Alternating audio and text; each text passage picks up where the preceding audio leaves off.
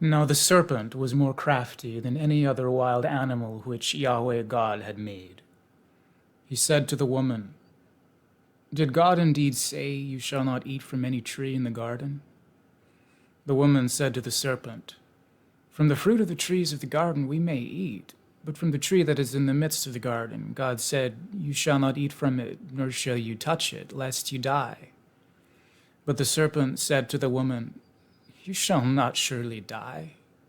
For God knows that on the day you both eat from it, then your eyes will be opened, and you both shall be like gods, knowing good and evil.'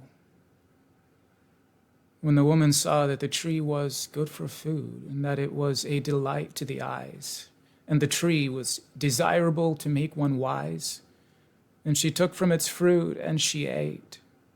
And she gave it also to her husband with her, and he ate. Then the eyes of them both were opened, and they knew that they were naked, and they sewed together fig leaves, and they made for themselves coverings. Then they heard the sound of Yahweh God walking in the garden at the windy time of day, and the man and his wife hid themselves from the presence of Yahweh God among the trees of the garden. And Yahweh God called to the man and said to him, 'Where are you?' And he replied, 'I heard the sound of you in the garden, and I was afraid, because I am naked, so I hid myself.' Then he asked, 'Who told you that you were naked? Have you eaten from the tree which I forbade you to eat?' And the man replied, 'The woman whom you gave to be with me, she gave me from the tree, and I ate.' Then Yahweh God said to the woman, 'What is this you have done?'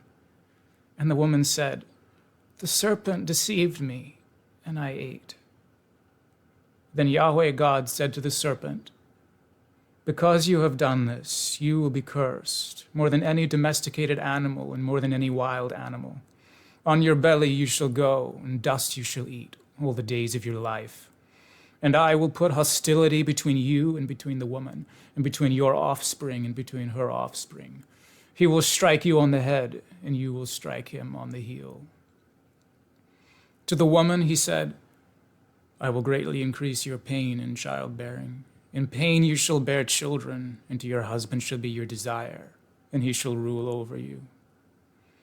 And to Adam he said, 'Because you listened to the voice of your wife, and you ate from the tree which I forbade you to eat, the ground shall be cursed on your account.